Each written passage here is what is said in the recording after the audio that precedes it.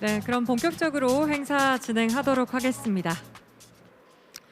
네, 여러분 안녕하십니까? 2022년 창업중심대학 ESG 경영 콘서트 진행을 맡은 스타트업으로 대표 아나운서 신수진입니다. 반갑습니다.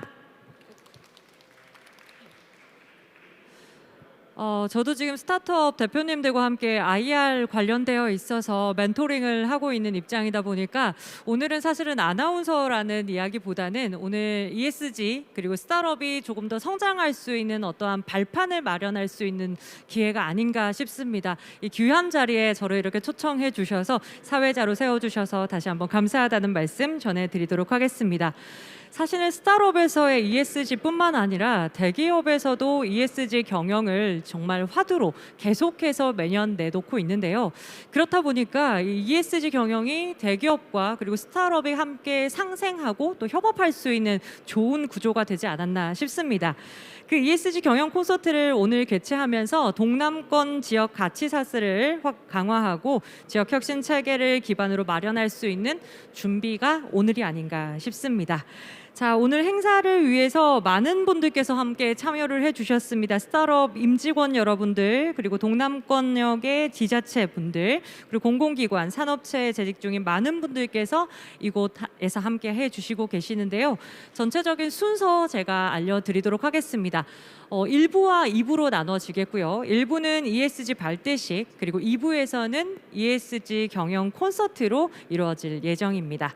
자, 먼저 1부 발대식에는 부산대학교 창업진흥원 창업지원단 최경민 단장님께서 환영사로 포문을 열어주시겠고요. 그리고 이어서 부산시와 그리고 부산지방중소벤처기업청의 과장님들께서 축사 이어지겠습니다. 이후에 중소벤처기업진흥공단의 부산 경남연수원과 그리고 ESG 협약식과 참석해 주신 도약기 창업기업 관계자분들과 함께 2022년 창업중심대학 ESG 경영 선언문 낭독식까지 진행될 예정입니다. 자, 2부에서는 ESG 경영 콘서트로 한국 ESG 학회 문성호 부회장님의 특강을 시작으로 창업진흥원 사회적 가치혁신실의 최윤승 실장님을 모시고 ESG 우수 사례 발표와 네트워킹을 진행하도록 하겠습니다.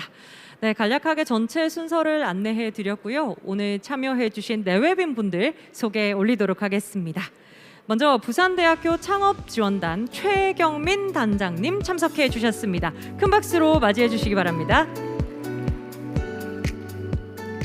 네, 다음으로는 중소벤처기업진흥공단의 부산경남연수원 시호훈 연수원장님 참석해 주셨습니다. 귀한 발걸음 감사합니다.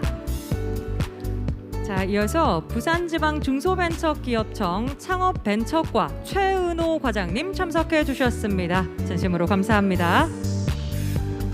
이어서 부산광역시 창업벤처과 박은석 과장님 참석해 주셨습니다.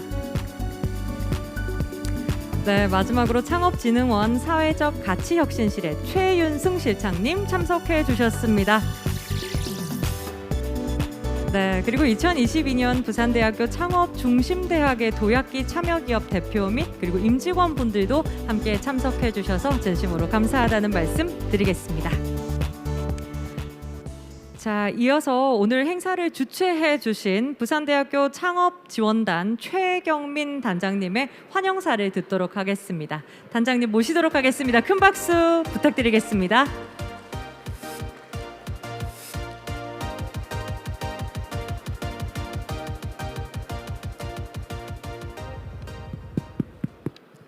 예, 반갑습니다. 부산대학교 창업지원단 단장 최경민입니다. 이 바쁘신 와중에도 귀한 시간을 상당히 오늘 주의가 소란스럽습니다만은 약간 소란스러운 것이 우리 창업 분위기를 잘 반영하는 것 아니겠나 이렇게 이해해 주십사 하고 조금 양해 말씀을 드리겠습니다.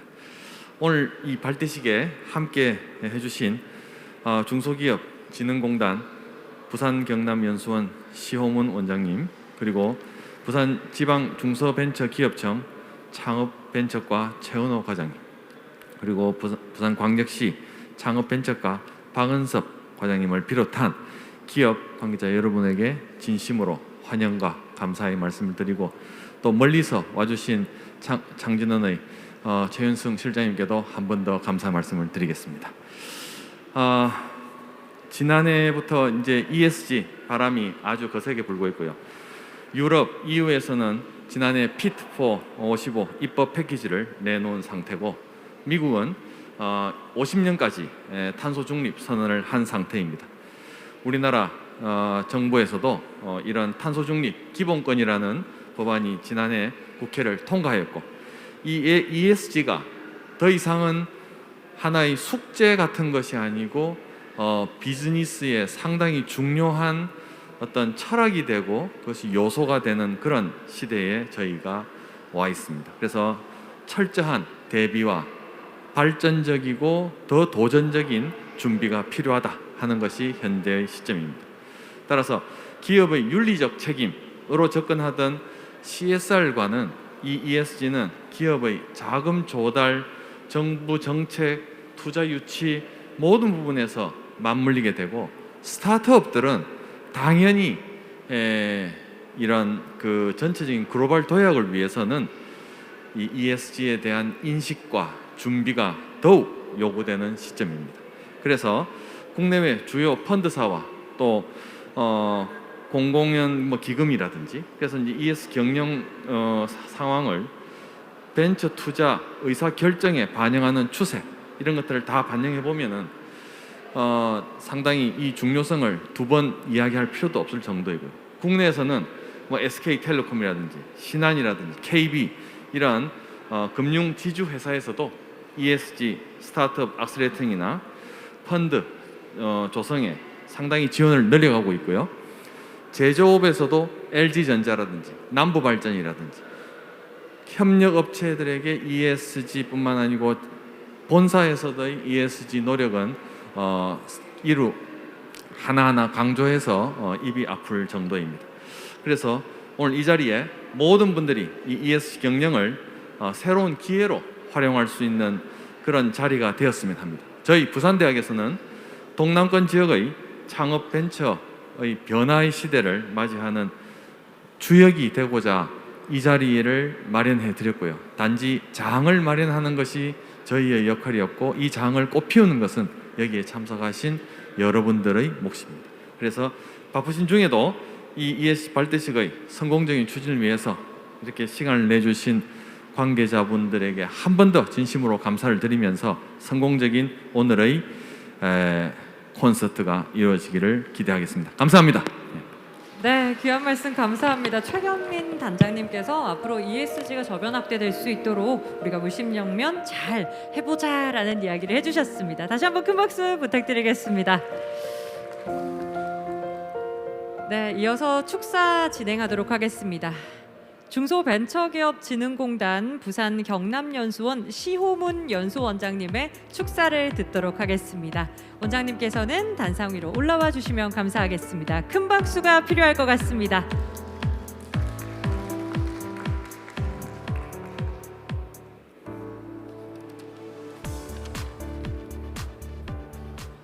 네, 반갑습니다. 중소벤처기업진흥공단 연수원장으로 근무하고 있는 시호문이라고 합니다. 먼저 ESG 경영인식 확산을 위한 첫걸음인 오늘 ESG 발대식에 축사를 하게 돼서 매우 기쁘게 생각합니다. 이런 의미 있는 자리를 마련해 주신 부산대학교 창업지원단장님과 관계자 여러분께 감사의 말씀을 드립니다. 아시다시피 지금은 코로나, 그다음에 공급망 대란 등으로 전 세계 경제가 많은 몸살을 앓고 있습니다. 이 시점에 우리 중소기업들은 끊임없이 생존을 모색하기 위해서 노력해야 하는 상황에 처해 있습니다. 이런 상황에서 환경, 사회, 지배 구조를 종합적으로 고려해야 한다는 우리 ESG 경영 개념은 더 이상은 거스를 수 없는 기업의 생존을 위한 필수 요소로 자리 잡았다 생각됩니다. 이미 글로벌 기업과 국내 대기업을 중심으로 해서 ESG 경영이 급속히 확산되었지만 아직까지 우리 중소 창업 기업들은 이러한 ESG 경영 실천 요구에 대해서 많은 애로를 겪고 있는 상황입니다. 저희 중소벤처기업진흥공단에서 지난 6월에 중소기업 ESG 인식과 준비 수준에 대한 조사를 한 바가 있습니다. 그 결과를 살펴보면 우리 중소창업기업들은 높은 비용 부담을 우선 걱정을 하고 있고 ESG 전문 인력의 부재, 그리고 ESG 가이드라인과 관련 정보의 부족에 대한 정부의 지원을 강력하게 요구하고 있습니다.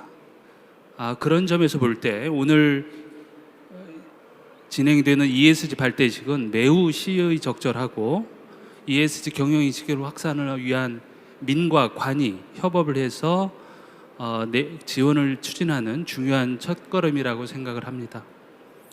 저희 중진공은 전국의 현장 조직을 갖추고 ESG 선도기업에 대한 정책자금 지원, 그다음에 ESG 심층 컨설팅 제공, ESG 경영 안내서 발간 등 다양한 측면에서 중소벤처기업의 ESG 도입을 지원하고 있습니다. 또한 저희 부산 경남연수원 역시 ESG 관련 맞춤형 교육을 확대하고 ESG 경영 홍보관 등을 구축하면서 저희 나름대로도 중소창업기업에 대한 ESG 환경 조성에 미력하나마 노력하고 있습니다. 다시 한번 이렇게 뜻깊은 자리를 마련해 주신 데 대해서 감사의 말씀을 드리고, 근본 발대식이 또 경영 콘서트가 모쪼록 민간 협업을 통해서 ESG 인식 확산에 큰 모범 사례가 될 수 있도록 관계자 여러분들의 노력을 당부드리고, 저희 중소벤처기업진흥공단 부산경남연수원 역시 함께하겠다는 말씀을 드립니다. 감사합니다. 네, 연수원장님의 정말 귀한 말씀 감사합니다. 네, 생태계 생존을 위해서는 ESG가 꼭 필요하다라고 귀한 말씀 주셨는데요. 원장님께 다시 한번 큰 박수 부탁드리도록 하겠습니다. 네, 계속해서 부산지방중소벤처기업청 창업벤처과의 최은호 과장님께서 축사를 이어주시도록 하겠습니다. 큰 박수로 맞이해 주시기 바랍니다.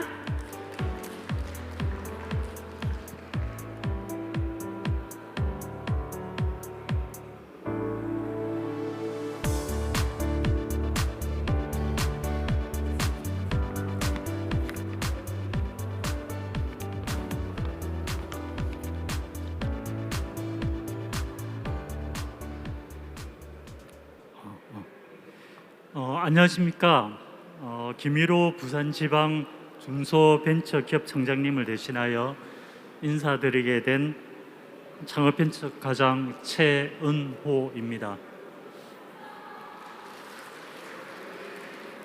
우선 본 행사에 앞서서 부산시에서 준비하신 아시아 창업 엑스포가 어제 성공적으로 개막된 것을 축하드립니다.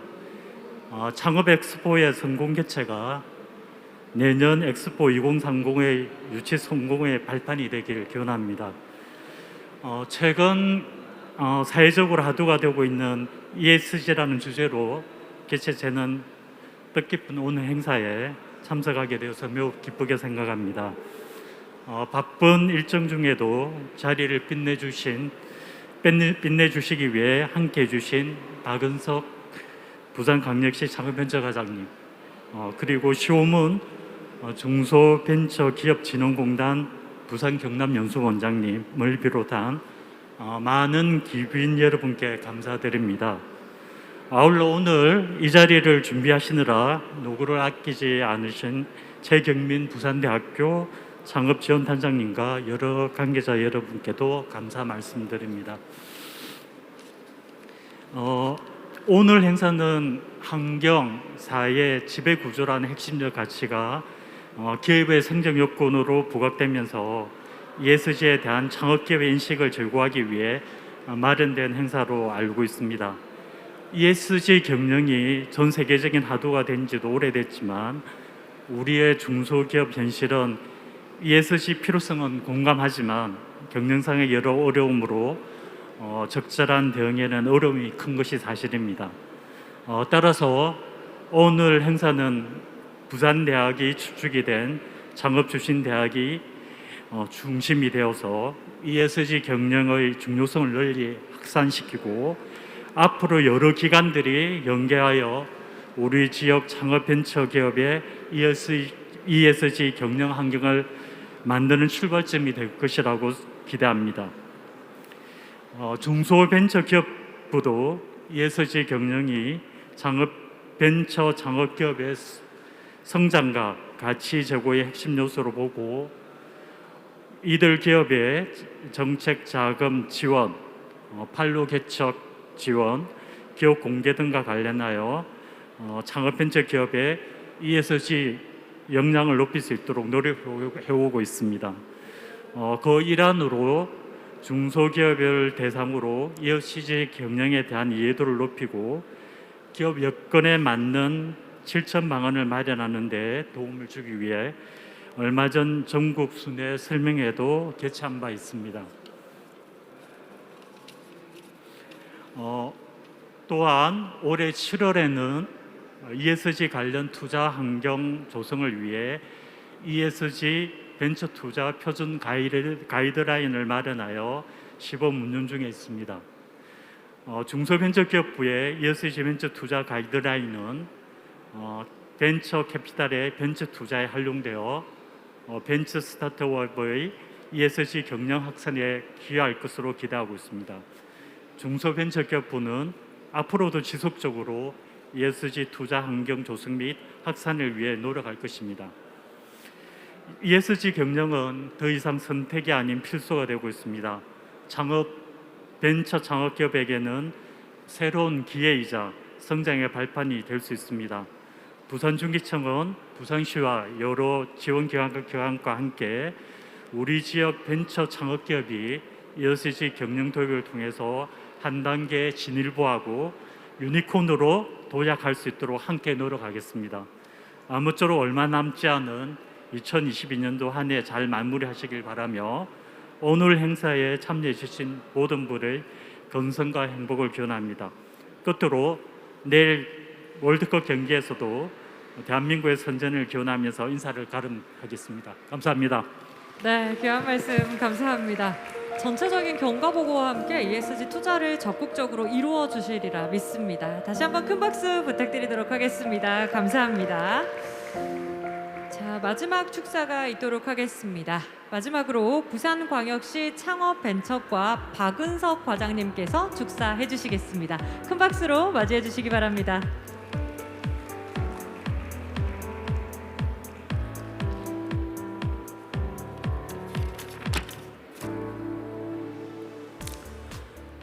예, 안녕하십니까. 부산시청 창업벤처 과장 박은석입니다. 창업기업의 ESG 경영 도입 지원을 위한 ESG 경영 콘서트 개최를 진심으로 축하드립니다. 부산에서 열리는 역대 최대 창업 행사인 아시아 창업 엑스포 플라이 아시아에서 창업 중심 대학에서 주관하는 ESG 행사를 함께 할 수 있어서 대단히 기쁘게 생각합니다. 이 뜻깊은 행사에 함께 동참해 주신 부산대학교 최경민 산학협력단장님, 그리고 중소벤처기업진흥공단 신호문 부산경남연수원 원장님, 부산지방 중소기업청 최원호 창업벤처 과장님께도 감사의 말씀을 드립니다. 오늘 플라이 아시아는 아시아를 선도하는 창업도시로 도약하기 위해 올해 처음 개최되는 행사입니다. 오늘 행사의 주요 프로그램으로 ESG 경영 활성화 발대식을 개최하게 되었습니다. 오늘 오전 10시에 바로 이 자리에서 ESG 창업기업 챌린지 리그가 개최되었고, 잠시 후 3시 반에는 우리 시와 부산 창업 생태계를 대표하는 금융, 투자, 기업 지원 기관 등 21개 기관이 ESG 경영 활성화 비전 선포식을 개최할 예정으로 있습니다.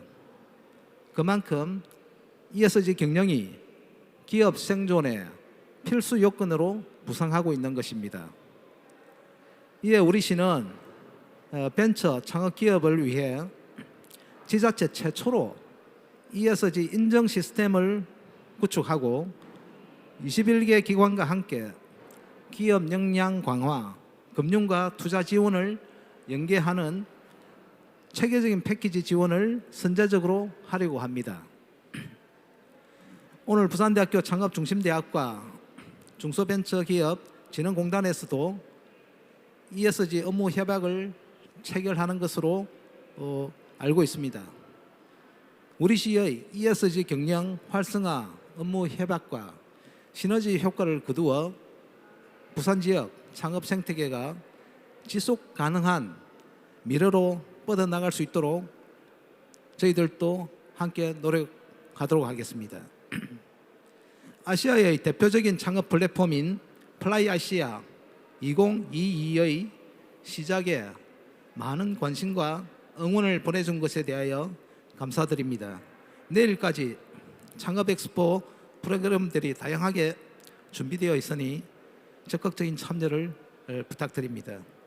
오늘 참석해 주신 모든 분들의 건성을 기원하며 이만 인사 말씀에 가름합니다. 감사합니다. 네, 귀한 말씀 감사합니다.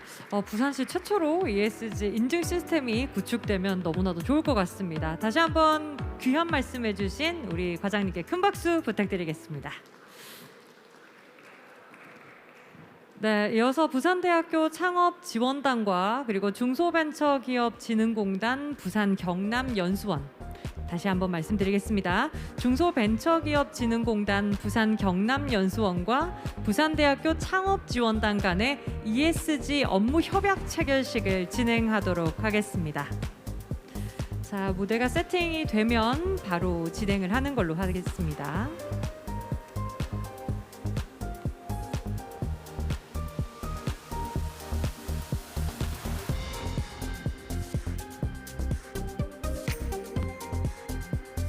네, 그럼 지금부터 부산대학교 창업지원단과 중소벤처기업진흥공단 부산경남연수원과의 협약서 서명이 있겠습니다.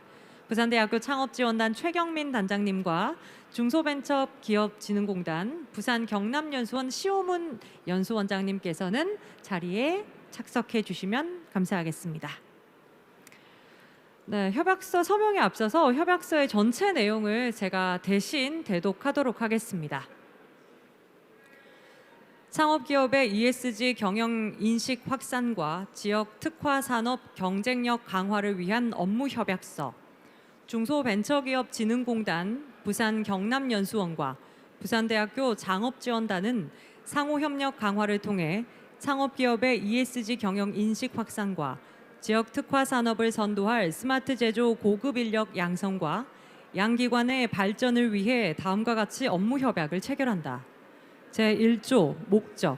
본 협약은 양기관 간 유기적 협조 체계를 구축하여 창업기업의 ESG 경영 인식 확산 및 지역 특화 산업 경쟁력 강화를 위해 상호 협력하는 것을 목적으로 한다. 제2조 협력 내용.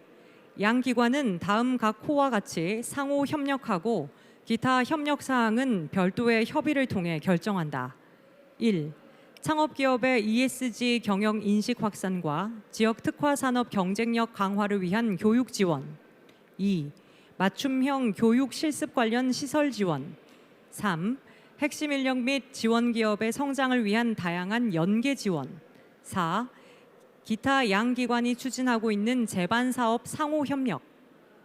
제3조 협조 체계 구축. 양 기관은 상호 협력을 위해 협의체를 운영하고 협의체의 시기 또는 참석 범위 등의 구체적인 사항은 상호 협의하여 결정한다. 제4조 유효 기간. 본 협약의 유효 기간은 협약 체결일로부터 1년간으로 하고 유효 기간의 연장이 필요한 경우 협약 만료일로부터 1개월 전까지 양 기관이 서면을 통한 합의 후 연장한다. 제5조 비밀의 유지. 각 기관은 협력 과정에서 취득한 정보를 본 협약의 목적 이외의 용도로 사용하거나 제3자에게 유출하지 아니한다. 제6조 법적 구속력. 1. 본 협약서의 내용은 제5조 비밀 유지를 제외하고 상호 간에 어떠한 법적 구속력도 가지지 않는다. 2. 제5조 비밀 유지 외에 각 기관 간 구체적인 권리 및 의무를 규정할 필요가 있는 경우에는 별도의 정식 계약을 체결한다. 제7조 변경 및 해석. 각 기관은 서면을 통해 합의하여 본 협약의 일부 내용을 추가, 수정 또는 삭제할 수 있으며 본 협약서에 명시되지 아니한 사항이나 조문 해석이 서로 다를 경우에는 각 기관이 상호 협의하여 결정한다. 본 협약 체결을 증명하고 이를 성실히 수행하기 위해 협약서 2부를 작성하고 상호 서명 후 각 한 부씩 보관한다. 2022년 11월 23일입니다. 단장님과 원장님께서는 협약서에 서명 부탁드리도록 하겠습니다. 네, 큰 박수 부탁드리겠습니다. 협약서에 서명을 함께 해주셨고요. 협약서를 교환하셔서 서로 다시 서명을 부탁드리도록 하겠습니다. 네, 교환한 서명에 지금 협약서에 사인을 하고 계십니다. 큰 박수 부탁드리겠습니다. 네, 그럼 사진 촬영과 함께 협약서 교환을 하시고 마무리 짓도록 하겠습니다. 협약서 교환 한 번 더 해주시고요. 네, 앞을 보시고 사진 촬영 이어가도록 하겠습니다. 자, 단장님과 원장님께서는 저희 잘 보일 수 있도록 들어주시면 감사하겠습니다. 네, 우리 테이블 앞에서도 한번 사진 찍도록 하겠습니다. 테이블 앞으로 나오셔서 사진 한번 찍도록 하겠습니다.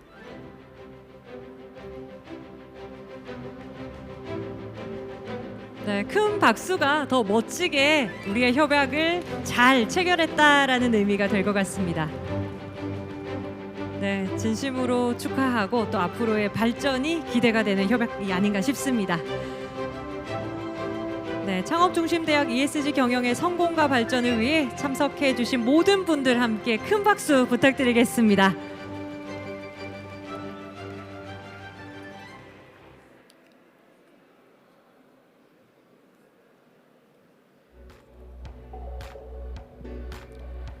네, 이어서 선언문 낭독을 하도록 하겠습니다. 저희가 지금 ESG 함께 진행하자라고 이렇게 협약서를 잘 마련을 했고요. 이제 업무 협약서와 함께 이제 ESG 경영 선언문을 통해서 더욱더 구체화시키고 확장해 나가도록 하겠습니다. 자, 부산대학교 도약기 창업기업 20개사와 함께 2022년 부산대학교 창업중심대학 ESG 경영 서약이 있도록 하겠습니다. 주식회사 저스티스 어드벤처의 조현재 대표님께서는 대표로 선언문을 낭독해 주시겠습니다. 무대 위로 모시도록 하겠습니다. 큰 박수가 필요할 것 같습니다.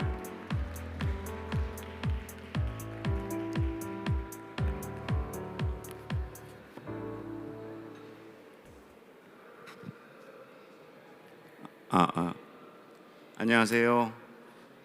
저스티스 어드벤처의 조현재입니다. ESG 경영 선언문, 미래의 혁신을 이끌어가는 도약기 창업기업들과 부산대학교 창업지원단은 지속가능한 ESG 경영의 실천을 위해 친환경, 사회적 책임, 투명 경영 개선에 대한 사명감을 가지고 협력해 나갈 것을 아래와 같이 선언한다. 하나, 우리는 ESG 경영이 경영 목표 달성과 기업 성장과 직결되는 핵심 가치임을 인식하고 적극 실천한다. 하나, 우리는 친환경 경영 실현과 탄소 중립을 바탕으로 에너지 절감 및 환경 오염 문제를 해결하기 위해 노력한다. 하나, 우리는 지역 대표 스타트업으로서 인권 존중과 사회적 책임을 실천하고 지역 사회와의 상생을 통한 공유 가치 창출에 앞장선다. 하나, 우리는 투명하고 신뢰도 높은 경영 시스템을 구축하고 윤리 경영을 지속적으로 추진한다. 2022년 11월 23일 도약기 창업기업 1동. 감사합니다. 네, 이로써 저희의 모든 낭독을 마쳐주셨습니다. 주식회사 저스티스 어드벤처 조현재 대표님께 다시 한번 큰 박수 부탁드리겠습니다. 앞으로 ESG 경영 선언문에 담겨있는 이 하나의 글귀로 잘 앞으로 지속해서 추진해 주시면 감사하겠습니다. 자, 일부 행사 여기서 마치도록 하겠습니다. 행사의 마지막은 사진 촬영이죠. 네, 기념 촬영을 위해서 오늘 참가해 주신 내빈 여러분들께서는 무대 위로 올라오셔서 기념 촬영 진행하도록 하겠습니다. 자, 무대로 빨리 올라오셔야 다음 2부도 바로 진행이 되니까요. 참가해 주신 우리 참여자분들 다 올라오시면 됩니다. 네, 대표님들하고 그리고 함께 해 주신 분들 다 올라오시면 됩니다. 네, 스태프분들께서 안내해 주시니까요. 다 올라와 주시면 됩니다. 저희는 사진 찍고요. 3시 40분부터 저희가 토크 콘서트 진행되겠습니다. 참석해 주신 분들은 무대 위로 올라오셔서 기념 촬영 이어가겠습니다. 네, 사진 빨리 찍어야지 다음 2부 진행이 되니까 얼른 올라오세요. 네, 40분에 만나겠습니다.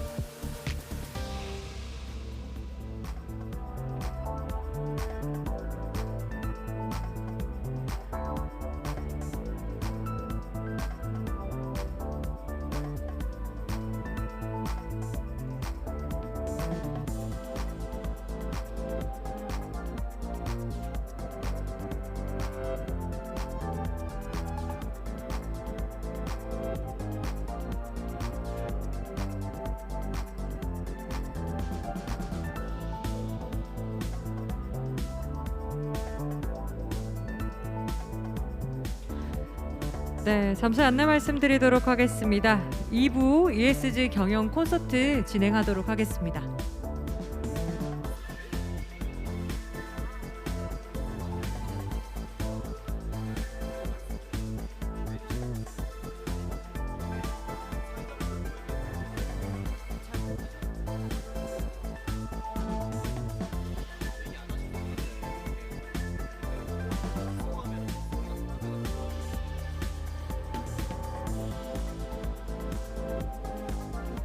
네, 다시 한번 안내 말씀드리도록 하겠습니다. 저희 2부에 경영 토크 콘서트 진행하도록 하겠습니다.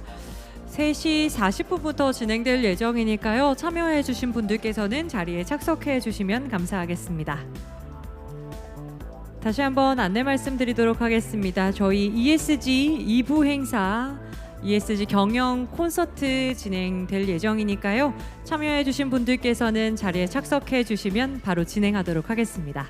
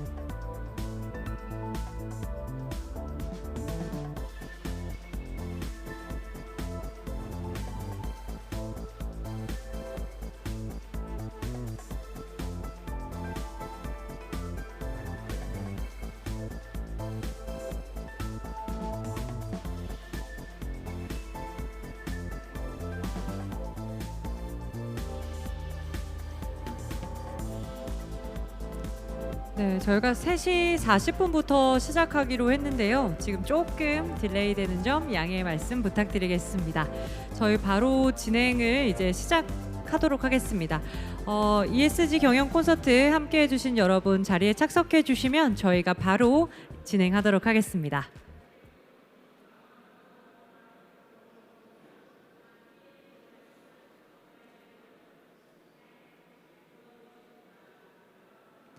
네, 2부 순서 진행하도록 하겠습니다. 2022년 창업 중심대학 ESG 경영 콘서트 시작하겠습니다. 자, 1부에서는 아주 고무적이고 또 앞으로 부산의 ESG 경영을 할 수 있게끔 저변 확대를 위해서 협약식과 그리고 대표님들께서 또 선언문도 낭독해주는 귀한 시간 가졌는데요. 이어서 2부에서는 앞으로 ESG를 어떻게 활용해서 저희 또 스타트업과 그리고 대기업들과 함께 상생할 수 있는 방법들이 있는지 인사이트를 얻어볼 수 있는 시간 가져보도록 하겠습니다. 자, 먼저 한국 ESG 학회 문성우 부회장님께서 ESG 경영은 무엇인지에 대한 강연으로 먼저 펼쳐주시겠고요. 이어서 창업진흥원 사회적 가치혁신실의 최윤승 실장님을 모시고 ESG 경영 사례 공유와 네트워킹으로 진행이 될 예정입니다. 너무나도 궁금하고요. 저도 지금 IR 피칭으로 멘토링을 하는 입장에서 앞으로 ESG라는 기조가 어떻게 좀 더 확대가 될지, 그리고 그 기조를 반영해서 IR 장표는 어떻게 만들어야 될지에 대해서도 고민을 많이 하는데요.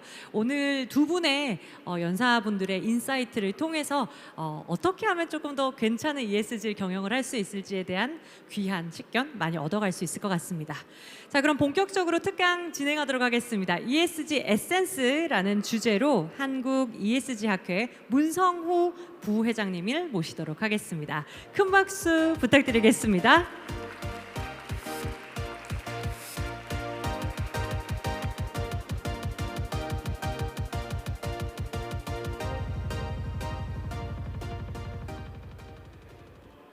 예, 안녕하세요. 문성호입니다. 그렇게 귀한 자리에 불러주셔서 감사드리고요.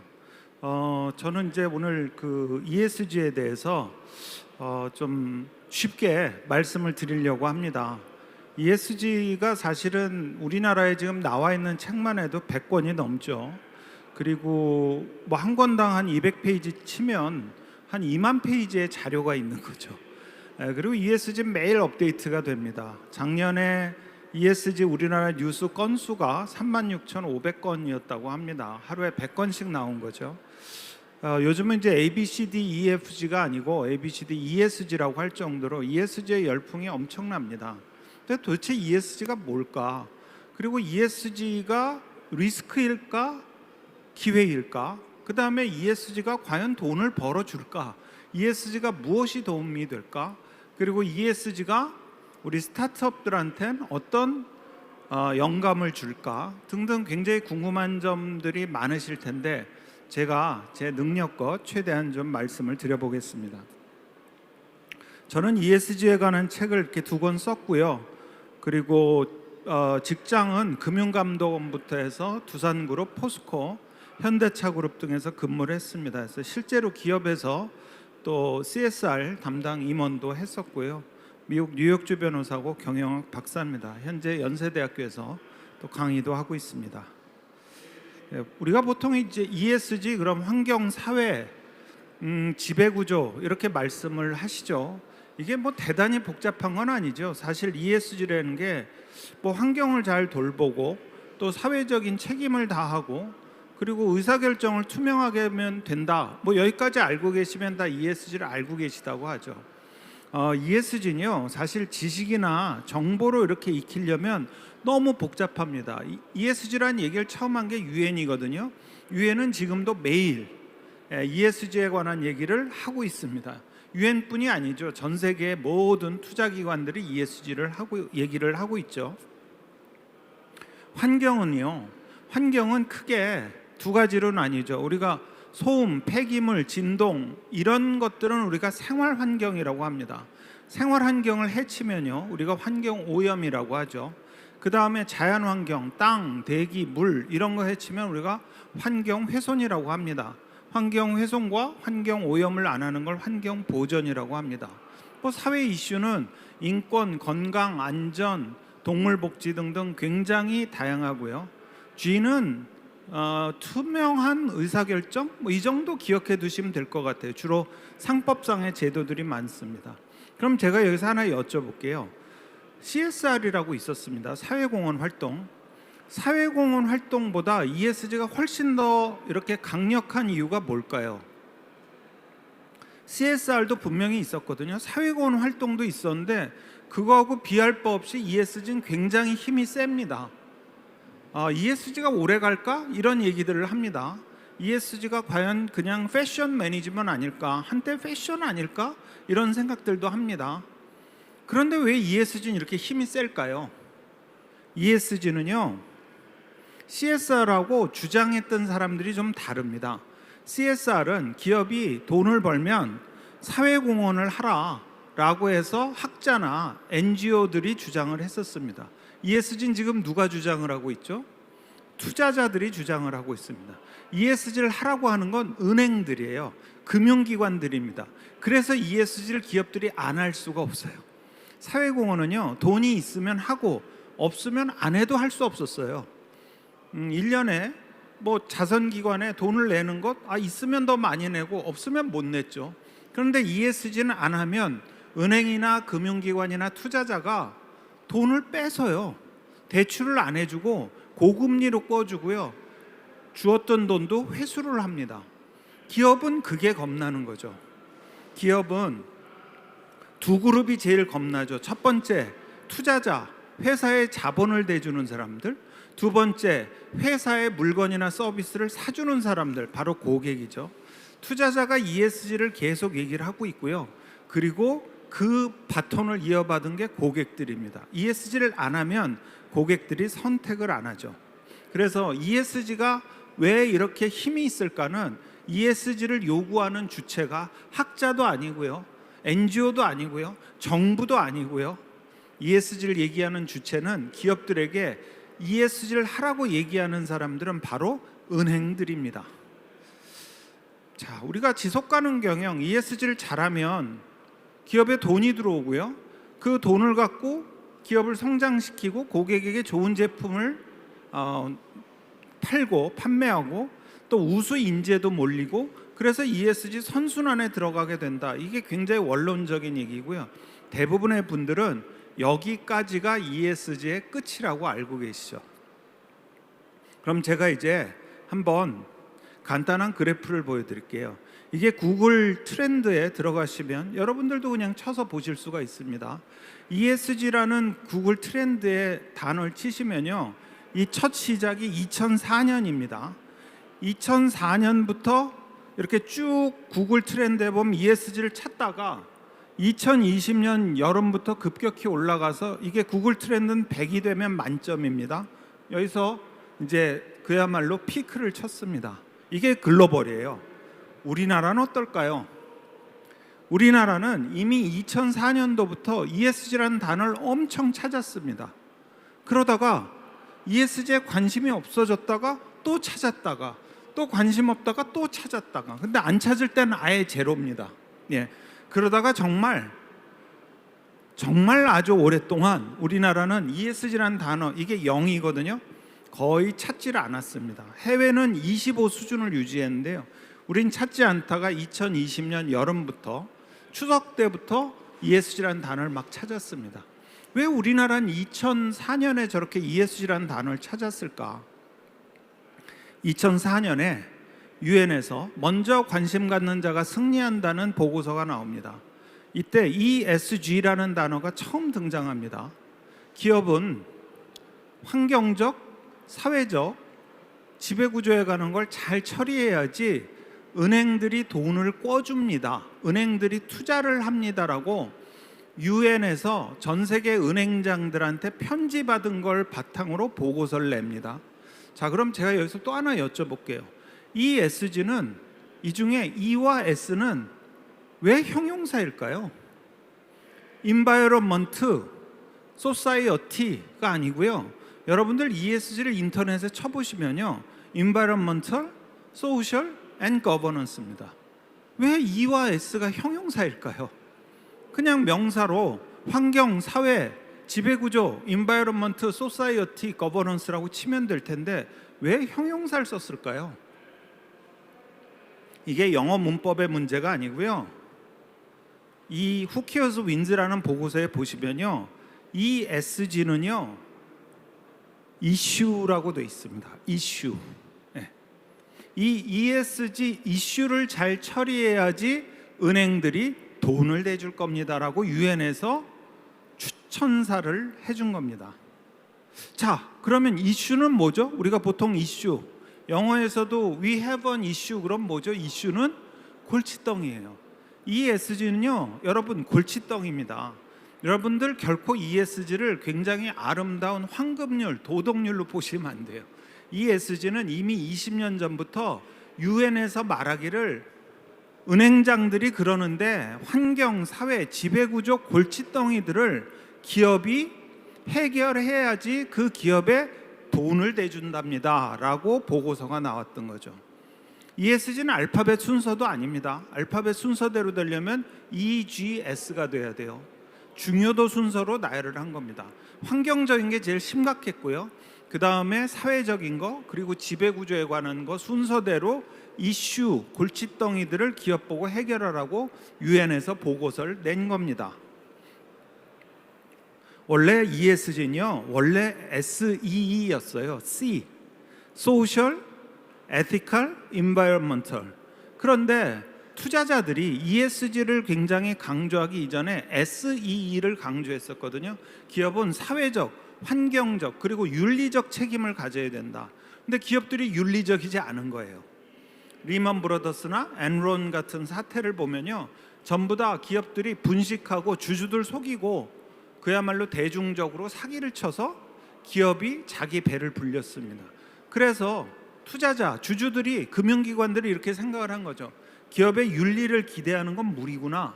그래서 윤리를 드러내고요, 지배구조라고 골조를 꽉 박아놓은 겁니다.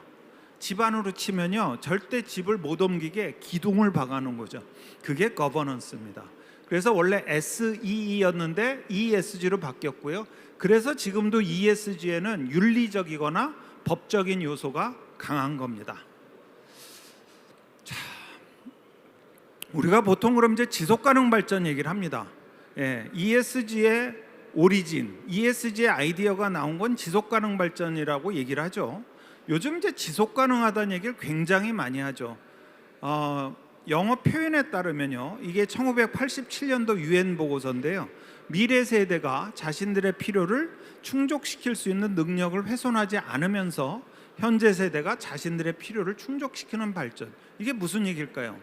현재 세대가요, 미래 세대 거 뺏어 쓰거나 당겨 쓰거나 훔쳐 쓰면 안 된다는 얘기입니다.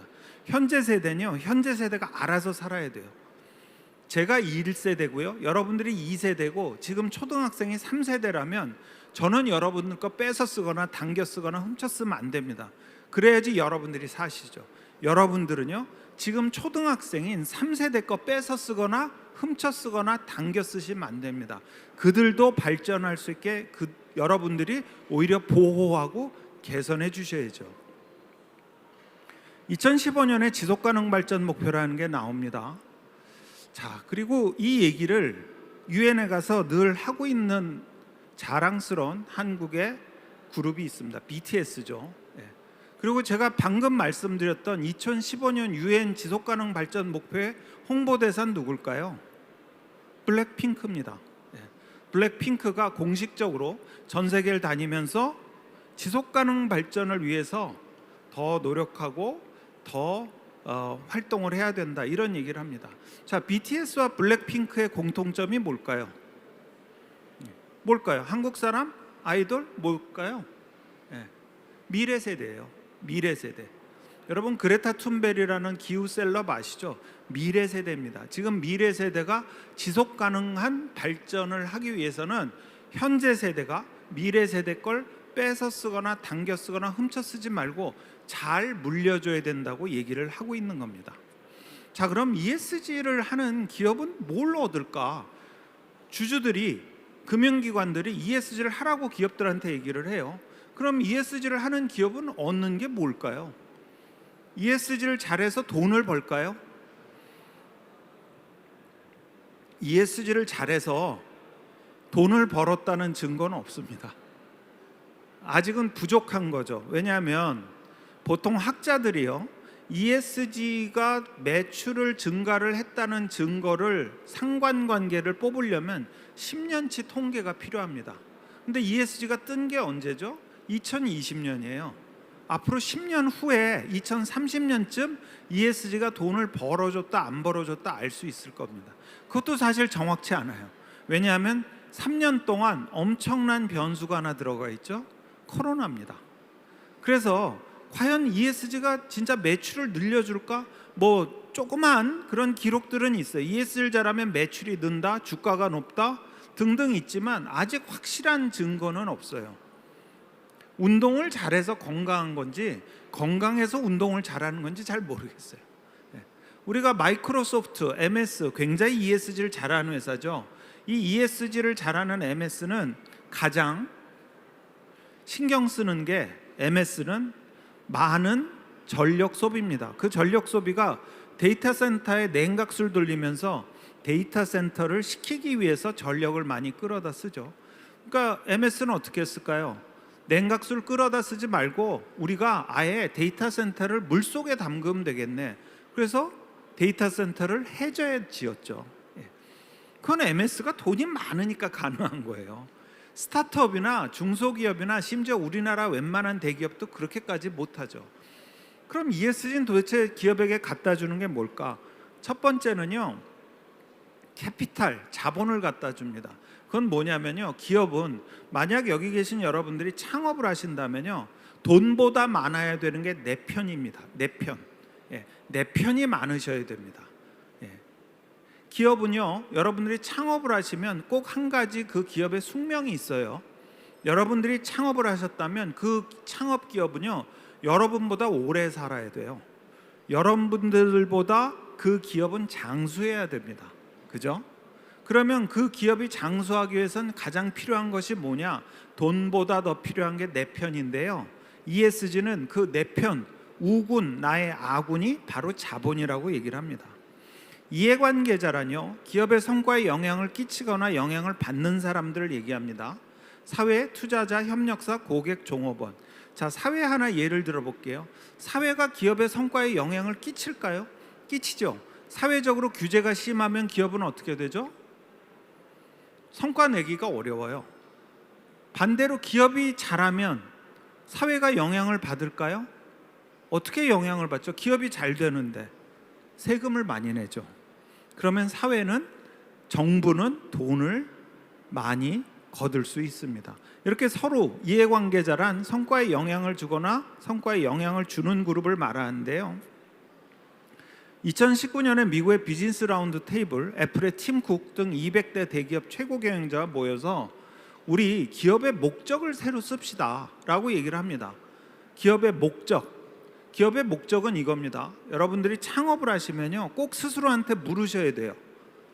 우리 회사가 만약 없어지면, 아니면 우리 회사가 태어나질 않으면 사람들은 무엇이 불편할까?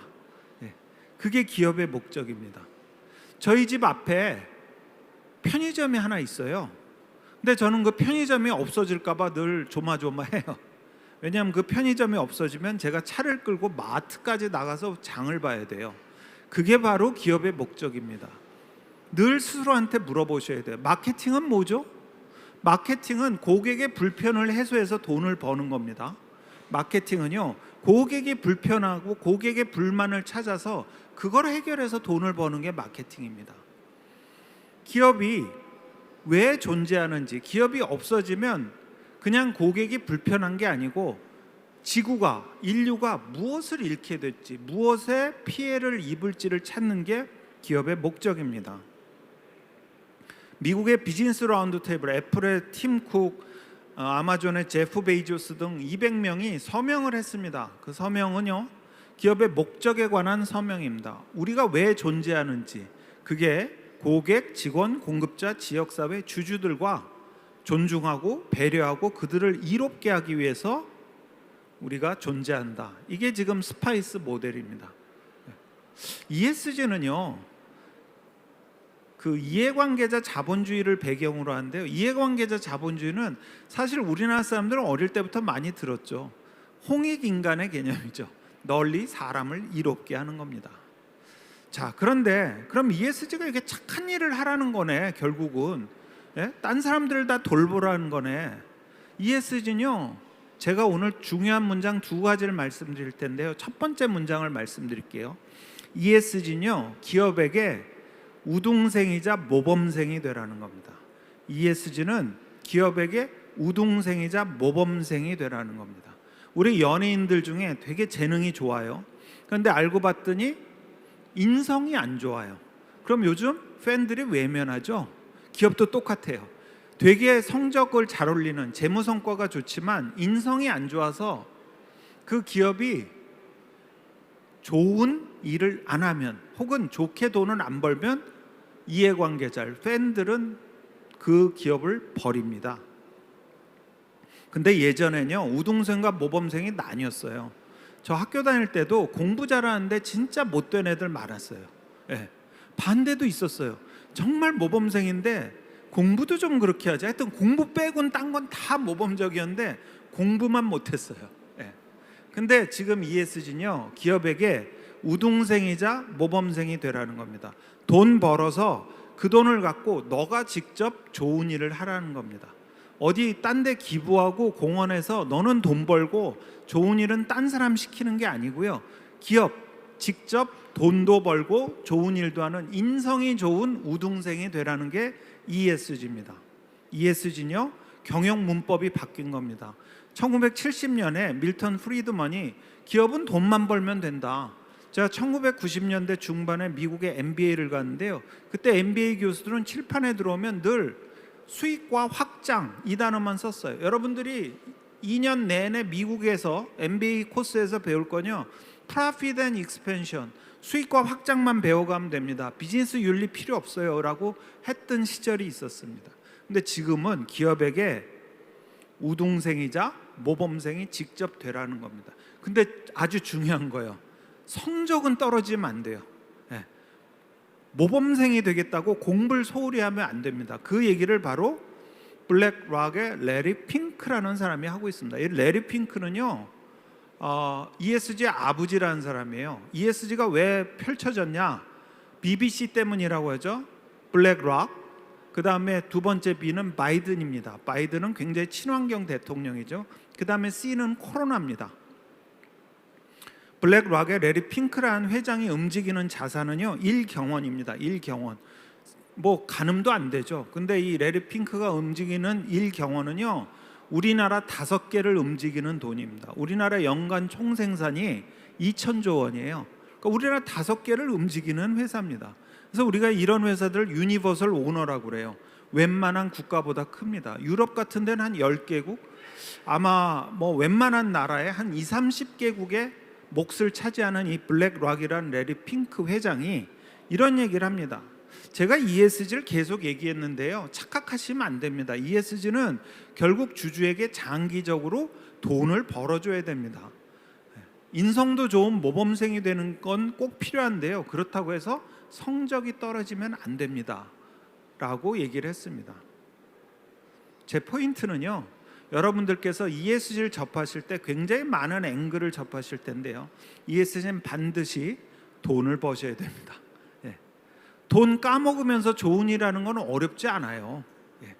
지금 ESG가 왜 어렵냐면 돈을 벌면서 좋은 일을 하라는 겁니다. 우등생, 성적을 그대로 유지하거나 성적을 더 높이면서 그러면서 모범생이 되라고 하는 겁니다. 제가 92년도에 사회생활을 시작했는데요, 딱 2번 아주 충격적인 경영 요소를 들었습니다. 첫 번째가 디지털입니다. 92년은 왜 디지털이라는 게 이렇게 엄청난 임팩트가 있었을까요? 인터넷이 92년도에 나왔습니다. 인터넷이. 그래서 디지털이란 단어가 한번 확 세상을 바꿨고요. 그로부터 30년 후에 ESG란 단어가 나온 거죠. 가끔가다 저한테 메타버스와 ESG를 물어보신 분들이 있어요.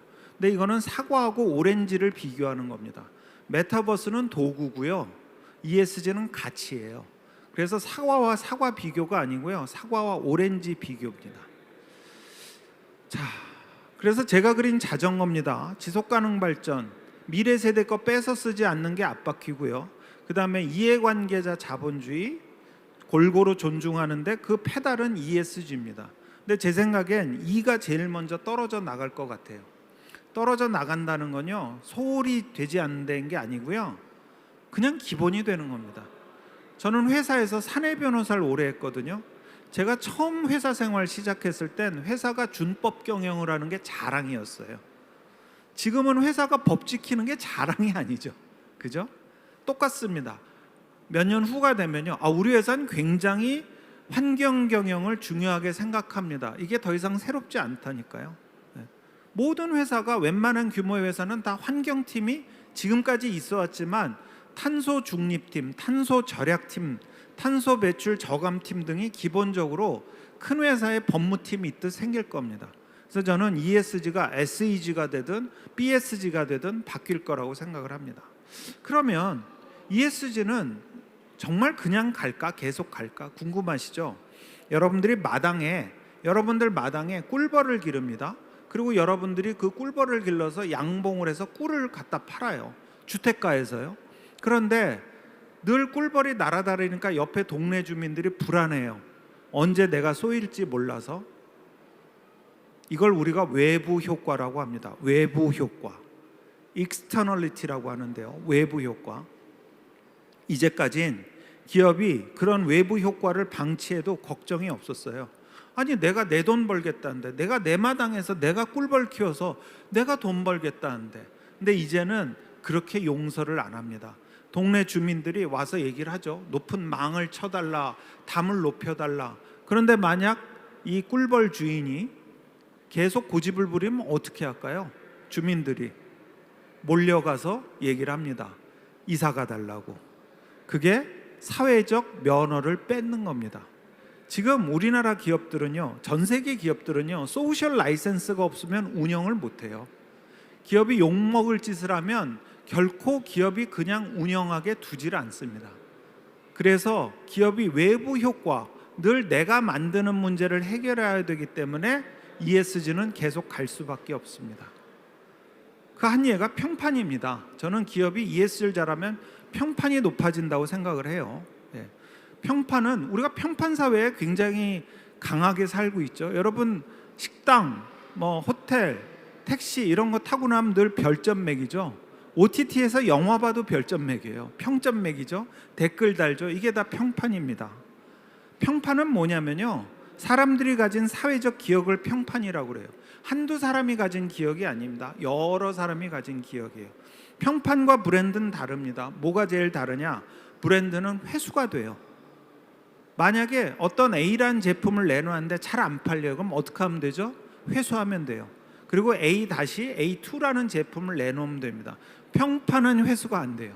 어떤 기업이 갑질을 했다. 그럼 내일부터 저희가 새로운 회사 모습을 보이겠습니다. 사람들은 기다리죠. 역사적으로 사회적 기억이 바뀔 때까지 두고 봅니다. 브랜드는 저희가 이 브랜드가 실패했습니다 라고 회수하고 새로운 브랜드 내놨을 때 사람들은 새로운 브랜드에 호기심을 갖지 의심을 갖고 다시 기다리질 않아요. 평판은 의심을 갖고 기다립니다. 그래서 한번 망가진 평판은 굉장히 회복하기 어렵고요. 우리가 흔히 얘기하는 위기관리는 평판을 원상 회복시키는 게 위기관리입니다. ESG 시대에는 평판이 엄청 중요해져 갖고요. 이게 회사를 들었다 놨다 합니다. ESG를 소홀히 하면 회사의 평판이 뚝 떨어지고요. ESG를 잘하면 회사의 평판이 확 올라갑니다. 이 이유가요, SNS가 첫 번째예요. SNS는 뭐죠? 한글 자판으로 치면 눈이 됩니다. 눈. 사람들이 여기저기 퍼다 나르죠. 디지털 익명성 때문에 누가 얘기했는간 중요하지 않아요. 늘 인터넷이 얘기하니까요. 그런데 그러다 보니까 가짜 뉴스도 옮겨지고 커다란 사건도 막 실시간 중계가 돼요. 기업의 나쁜 행동도 우리가 하루면 다 압니다. 두 번째는 행동주의가 많아졌어요. 해시태그 무브먼트라고요. 만약에 어떤 기업에 대해서 우리가 분노한다 그러면 그 기업의 물건을 안 사주는 걸 보이콧이라고 하죠. 근데 그 기업을 응원한다 그러면 우리가 뭐라고 그러죠? 바이콧을 한다고 그러죠. 그 기업에 대해서 불매운동, 싫어하는 모임, 좋아하는 모임 뭉칩니다.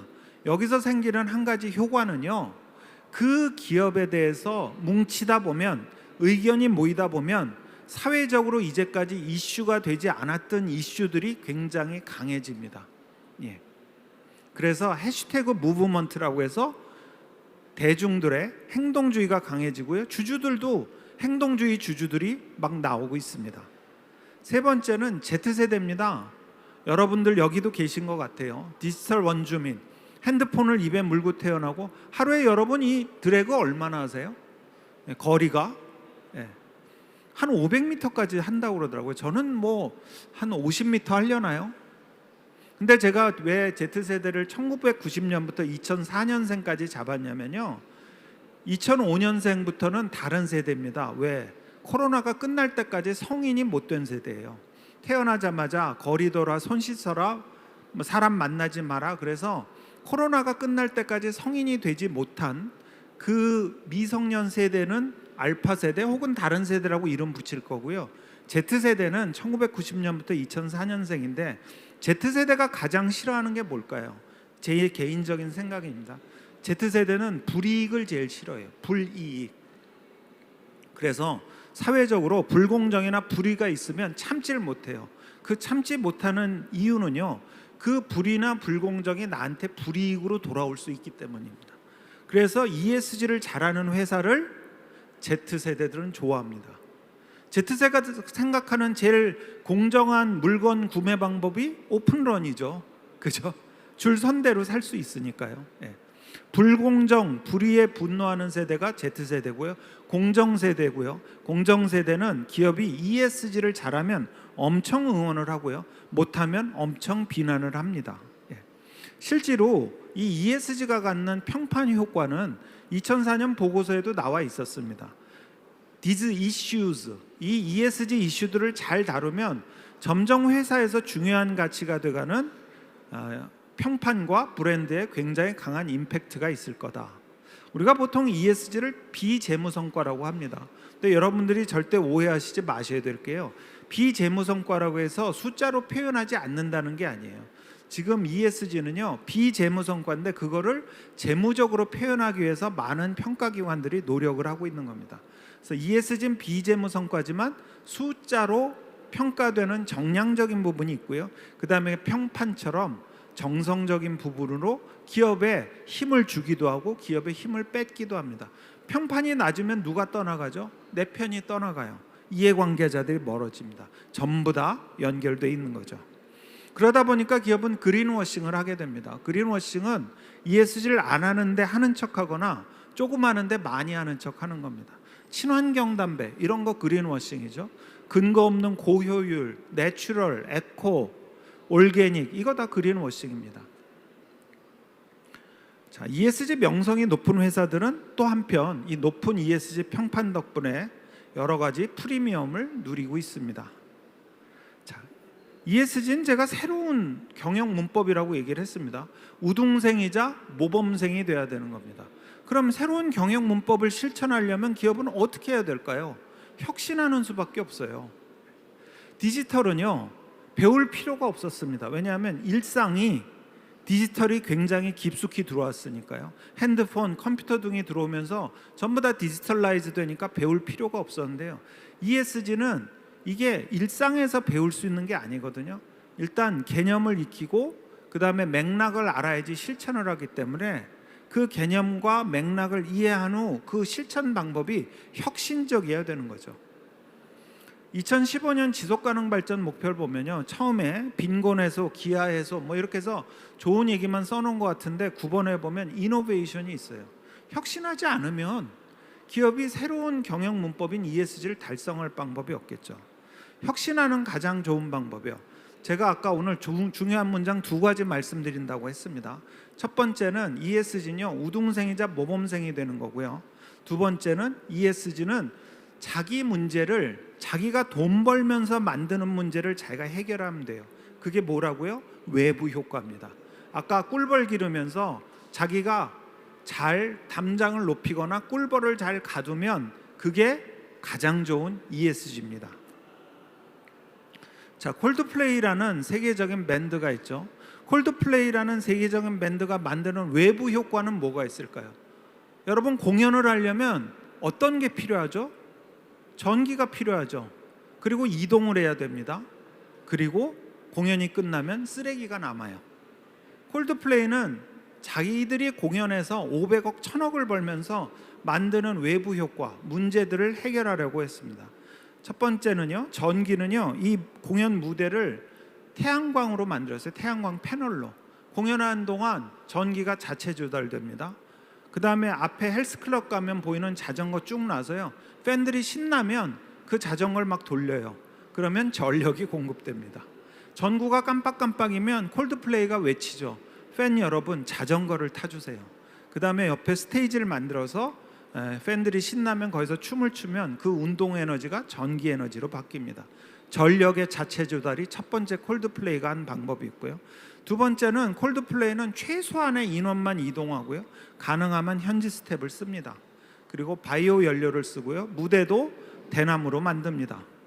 세 번째는 공연이 끝나면 쓰레기가 남죠. 우리 LED 팔찌 다 쓰지도 않는데 버리는데 콜드플레이는 이거를 회수해서 소독해서 충전해서 다시 나눠주고요.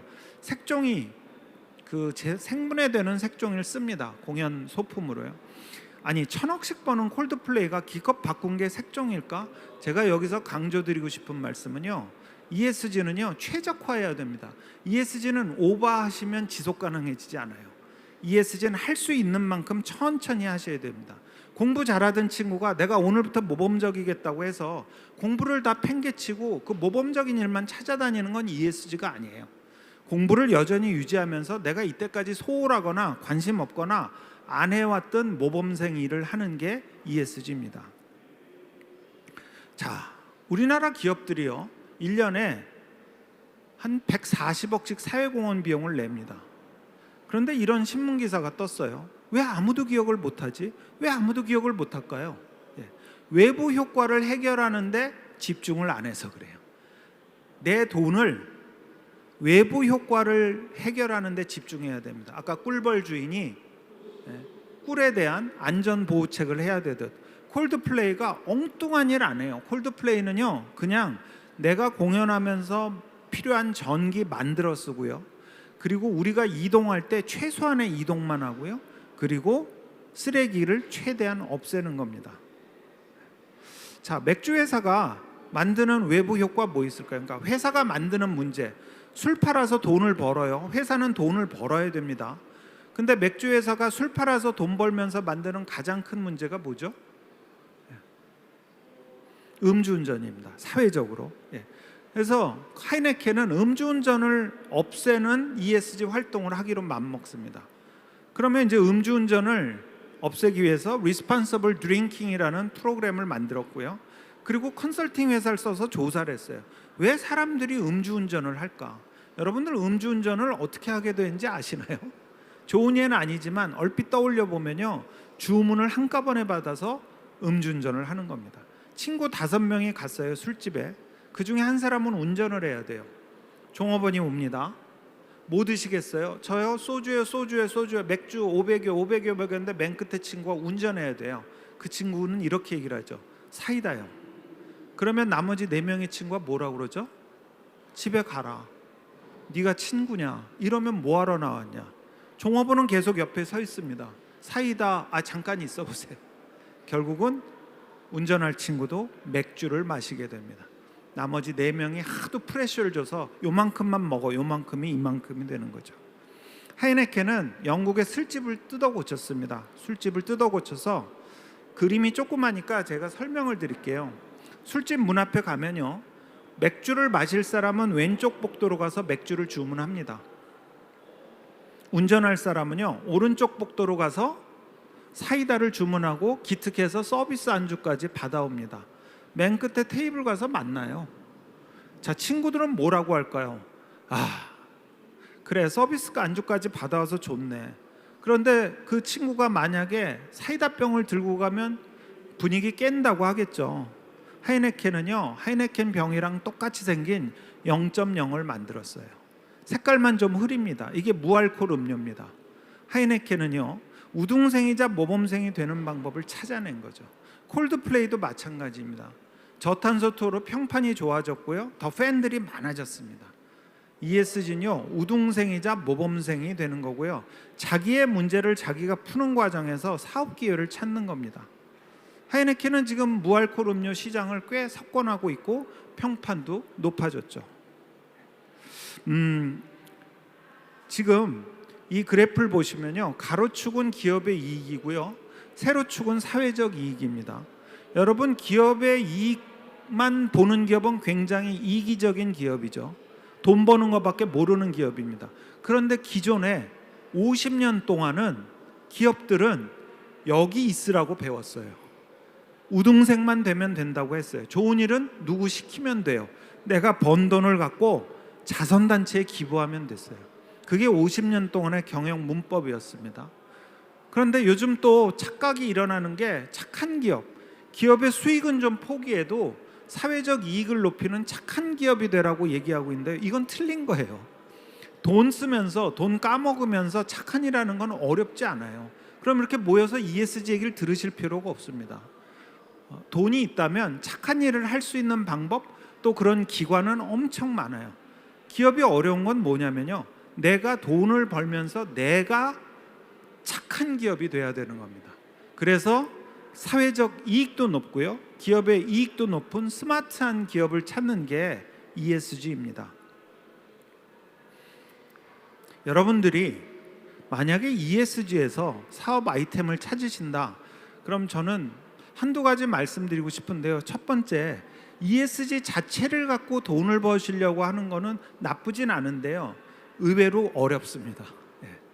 왜냐하면 ESG가 경영 가치고요, 그거 자체가 무슨 아이템은 아니에요. 그러면 ESG를 가지고 어떻게 돈을 벌까? 저는 ESG가 가진 아주 하나의 큰 마케팅 포인트가 있습니다. 그게 뭐냐면요, ESG 시대에는요, 모든 소비자들이 죄책감을 갖고 살아요. 죄책감을 갖고 살고 있습니다. 아, 내가 환경을 망치는 거 아니야? 내가 사회적으로 좀 무책임한 거 아닐까? 내가 의사결정을 할 때 좀 불투명한 거 아닐까? 미국의 마텔이라는 장난감 회사가 있죠. 이 마텔이라는 장난감 회사는 부모들이 멀쩡한 장난감을 버릴 때 느끼는 죄책감을 알아냈어요. 아이들은 장난감을 사주면요, 아시겠지만 조금 갖고 놀다 버립니다. 너무 멀쩡해요. 그런데 그것을 다 회수를 해가지고요, 다시 잘 소독하고 수리하고 해서 새로운 장난감을 만듭니다. 그러니까 부모들은 쓰다만 장난감, 거의 새 장난감을 버려도 이것이 다시 리사이클 돼서 올 것이기 때문에 마텔이 장난감을 수거하는데 기꺼이 장난감을 이렇게 그 수거를 돕죠. 지금 코카콜라가 다시 용기를 유리병에 만들려고 한다고 합니다. 왜냐하면 페트병은요, 의외로 사람들이 이거 어차피 버려질 거, 그리고 의외로 그 버릴 때 굉장히 소홀하대요. 근데 유리병으로 만들면요, 유리병을 그냥 버리는 건 진짜 이게 웬만해서는 아깝기도 하고 또 죄책감도 커지지 않겠어요? 그래서 아예 콜라병으로, 유리병으로 다시 만들어서 수거율을 높인다는 계획을 갖고 있다고 합니다. 저는 여러분들께 ESG를 기반으로 한 뭔가 창업을 하신다면 소비자들, 고객들이 갖고 있는 죄책감을 덜어주는, 그들에게 마음의 평화를 주는 사업 아이템을 찾아보세요. 그러면 그게 ESG 스피릿도 구현을 하고요, 그리고 고객의 불편을 해소하는 마케팅의 기본도 달성하실 겁니다. 세답족백이란 말이 있습니다. 빨래를 해줄 때요, 손으로 빠는 것보다 발로 빠는 게 더 깨끗해지잖아요. 남이 나에게 빨래를 맡겼어요. 내가 그 빨래를 더 깨끗하게 해주려면 내가 맨발로 꾹꾹 눌러서 그 빨래를 빨면 내 발도 깨끗해지고 빨래도 깨끗해집니다. 이게 세답족백입니다. ESG는요, 회사에도 좋고 사회에도 좋은 겁니다. 제 강연은 세밭이라는 그 강연 프로에 또 업로드가 돼 있습니다. 그래서 기회 되실 때 한번 보시고요. 하여튼 전부 다 모두 다 잘 되시고 건승을 기원 드립니다. 잘 되십시오. 감사합니다.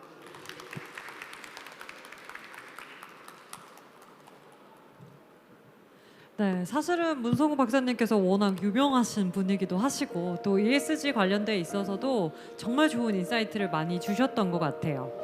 기억에 남는 메시지나 혹은 단어, 그리고 스타트업을 하면서 조금 나의 사업 아이템과 연관되어 있는 ESG는 어떤 게 있나라고 생각을 좀 해볼 수 있는 시간이 아니었나 싶습니다. 저희 문성우 박사님께 다시 한번 큰 박수 부탁드리겠습니다. 네, 감사합니다. 귀한 인사이트를 이렇게 부산까지 오셔서 알려주셔서 너무나도 감사합니다. 자, 이어서 저희가 창업진흥원 사회적 가치 혁신실의 최윤숙 실장님을 모시고 창업진흥원의 ESG 경영 사례에 대해서 알아보도록 하겠습니다. 무엇보다도 ESG에 관련되어 있는 일들을 많이 하고 있는 부서이니까 많은 인사이트 얻으실 수 있으실 것 같습니다. 큰 박수로 모시겠습니다.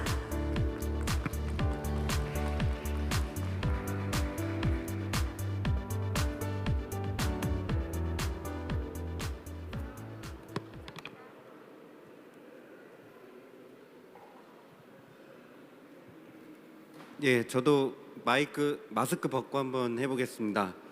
생각보다 흔치 않은 창업기업 CEO 출신 창업지원 전문가, 그리고 지금은 ESG 업무를 담당하고 있는 창업진흥원 사회적 가치 혁신실의 최윤승입니다. 반갑습니다. 사실 ESG 업무는 제가 정식으로 담당한 지는 한 2, 3년 정도밖에 안 된 것 같습니다. 근데 사실 앞서 문성호 대표님 말씀하신 것처럼 실제로 사회공헌, 그러니까 창업진흥원이 창업지원이라는 고유의 업무 외에 우리가 사회적 가치를 창출하고 공공기관 사회적 책임을 이행하기 위해서 실제로 일했던 것은 근 10년 정도 된 것 같습니다. 사실 이 자리에 오늘 앉아 계신 분들이 그 창업기업 도약기 대표님들이 많으신 걸로 알고 있습니다. 그래서 왜 창업진흥원이 ESG 경영과 관련된 사례를 위해서 올라왔을까? 저 역시 사실 처음 연락 받았을 때 조금 의아했는데요. 창업진흥원은 창업 지원은 물론이고 ESG와 관련된 우리 내부는 물론이고 외부 활동들도 하고 있습니다. 사실은 이렇습니다. 지난주 저는 ESG와 관련된 이런 활동들을 많이 하고 있는데 전화가 한 통 왔어요. 11월 23일 날 부산대학교 ESG 경영 콘서트를 하는데 창진원 한번 와줄 수 있니? 저는 안 됐습니다. 네, 저 일정도 있고 일도 있고 야근도 해야 돼서 안 되는데 전화가 이미 끊겼더라고요. 네, 일단 뭐 저를 믿고 이 자리에 올려주셔서 부산대 창업지원단 임민성 팀장님 감사드리는데요. 전 그렇게 생각합니다. ESG는 뭐 ESG 뭐 각 요소들 많이 이제 들으셨지만 사실 저는 지속 가능성도 기본이지만 신뢰인 것 같습니다. 그러니까 저라는 사람이 이 자리에 올라왔을 때 그래도 창업기업 대표님께 창업진흥원 공공기관을 대표해서 ESG 사례를 그래도 영감 있게 말씀드릴 수 있는 사람이구나 정도 제가 많이 성숙한 것 같고요. 창업기업의 ESG보다는 창업진흥원이라는 공공기관이 가지고 있는 ESG 사례를 말씀드리려고 합니다. 그래서 사실 이거 준비하면서 고민이 진짜 많았는데 가장 큰 고민 먼저 말씀드리자면요. 저는 이 주어진 20분 시간 내에 제가 준비한 걸 절대로 얘기할 수 없는 사람인 걸 잘 알고 있습니다. 근데 이 행사 성격상 저는 마이크를 놓지 않겠다고 했으나 제 말이 계속 이어질 텐데요. 정 부득이하면 뭐 먼저 나가셔도 되고 메인 스피커를 끄셔도 됩니다. 그러니까 일단은 제가 드리고 싶은 말씀들 하나하나 시작을 해보겠습니다. 기관 소개 진부하죠. 이거 왜 넣냐면요. 저도 놀랐습니다. 창업진흥원은 창업 지원을 통해서 일자리 창출, 국가 경쟁력 강화에 이바지하는 기관입니다. 저희 법에도 박혀 있고 정관에도 들어 있습니다. 이 미션을 달성하기 위해서 국민과 함께 창업의 미래를 여는 혁신 창업 파트너다라는 비전을 가지고 있고요. 특이한 점이 하나 있습니다. 저희 경영 목표에 일자리 창출은 물론이고 신산업 분야 창업기업 비중을 확대하는 것도 물론이고 또한 창업기업의 생존율 제고도 물론인데 작년부터 들어간 경영 목표가 있습니다.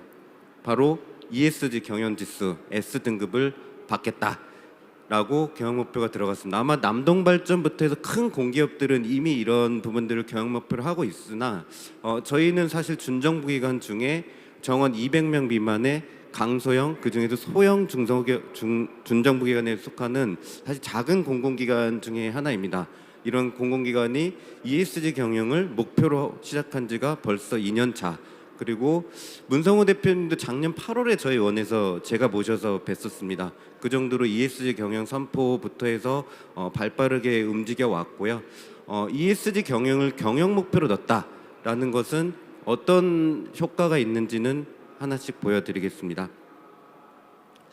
일단 창업진흥원 뭐 하는 곳인지 다 아시죠? 들어는 보셨죠? 저는 뭔지 모르고 입사했거든요. 10년 전에. 와보니까 야근 엄청 하는 기관인 걸 알았는데 창업진흥원이 뭐 하는 곳이다라는 설명을 하기가 너무 어려웠어요. 사실 제가 주로 담당하고 있는 업무는 ESG 업무, 사회적 가치이지만 더 큰 업무는 1년 내내 창업진흥원 22개 부서의 KPI 평가를 하고 기획재정부의 저희 창업진흥원에 대한 1년 성과를 평가받는, 사실 1년 내내 평가하고 평가받고 그런 일을 하는 담당자 총괄 부서장인데요. 외부 분들한테, 그러니까 우리를 평가하는 분들에게 아까 평판 말씀도 하셨지만 우리 창업진흥원이 뭐 하는 것입니다라는 것을 한 페이지로 표현하고 싶었습니다. 그래서 정리를 한 게 요건데요. 이거 별거 아닌 것 같지만 한 달 동안 만들었습니다. 지우고 해서 창업진흥원은 창업지원 혁신창업의 전담기관입니다. 저희 청괄기관은 중소기업부고요. 그리고 우리의 고객은 여러분들입니다. 국민분들, 예비창업자, 기창업자 분들, 창업기업이 저희의 고객인데요. 저희는 정부의 예산을 가지고 정책 예산을 잘 집행하는 기관임에 틀림없지만 저희는 자금, 인력, 판로, 공간, 창업 정보 등등 각종 창업 지원 서비스를 대국민들에게 원활하게 제공하고 또한 그 수요를 파악하여 또 새로운 정책을 만들고 실행하는 사실 컨트롤 타워 중추적인 역할을 하는 기관입니다. 여기서 특이한 사항은 넘어갔네요. 일자리 창출부터 안전 및 환경 등등 저희가 창출하고자 하는 성과 중에 핵심에는 ESG가 들어갔다라는 거고요. 저는 ESG 경영을 창업진흥원이라는 공공기관이 시작하게 됨으로써 우리는 물론 창업기업 분들에게 어떤 영향으로 앞으로 미래가 펼쳐질지 참 기대하고 있는 사람 중에 한 사람입니다. 창업진흥원의 ESG 경영 생소하시죠? 저도 조금 생소합니다. 아직은 생소하고 저희 실 이름도 사실 한 2주 지나면 ESG 혁신실로 바뀔 정도로 ESG에 대해서 이 공공기관도 엄청나게 많은 압력을 받고 있는데요. 이거 먼저 시작하겠습니다. 한 10분 지났는데 이제 시작인데요. 네. 창업진흥원의 ESG 우수 사례라고 아까 했지만 저는 좀 그래요. 저희가 우수 사례라고 얘기하기에는 아직은 조금은 약합니다. 사실은 운이 좋았다고 볼 수 있는데요. ESG를 본격적으로 해보자라고 마음 먹었던 거는 솔직히 작년 7월이에요. 근데 저희가 ESG 부분, 뭐 지속 가능 경영 부분, 뭐 대회 수상을 한 거는 작년 4월입니다. 그러니까 저희가 시작하기도 전부터 그동안 진행했던 사회 공헌 활동들에 대한 공헌을 인정받은 건데요. 사실은 운이 좋은 게 지속 가능 경영 대상 등등 이런 대회들이 ESG가 워낙 중요해지다 보니까 ESG 경영 대회로 바뀐 겁니다. 그러니까 저희는 ESG를 선포하지 않았는데 ESG 경영 대상을 받는 등 이런 성과를 사실 시작부터 안고 운 좋게 시작을 했고요. 창업진흥원은 딱히 우수 사례라고 말씀드릴 수 있는 건 죄송하지만 없습니다. 근데 이렇게 말씀드리고 싶어요. 누구나 하고 있는 것들은 다 하고 있는 기관, 그리고 다 하고 있는 ESG 활동 중에 조금 더 다르게 하는 기관, 이것도 하고 있어라고 생각했는데 진짜 하고 있는 기관이라고 생각을 합니다. 여기서도 창업진흥원의 차이점이 나옵니다. 저희는 자전거 출퇴근 챌린지를 벌써 1년 동안 했습니다. 저희 직원들은 물론이고 저희가 세종에 있는데 세종 시민분들 전부에게도 자전거 출퇴근 챌린지를 연중 상시로 챌린지 이벤트를 합니다. 또한 자전거를 많이 타신 분들은 저희가 상도 드리고 탄소 중립 인증서를 저희가 받기도 하지만 저희가 발급도 함으로써 우리가 생각하는 탄소 중립에 대한 다 함께 이루고자 하는 그 목표를 함께 하고 있는 기관이고요. 요것도 제가 자랑을 할 수 있는 건 그나마 요건데 ESG 학습 조직이라고 또 저희 내부에 있습니다. 거기에 회장이 또 최윤승이라고 좀 똘끼 같은 사람이긴 하지만 제가 ESG 학습 조직의 2년째 회장인데요. 그 수많은 학습 조직 중에서도 최우수상을 2년 연속 받은 학습 조직이 ESG입니다. 우수 사례라고 해서 그나마 찾아보는 게 이거밖에 없어서 상장으로 시작을 하고요.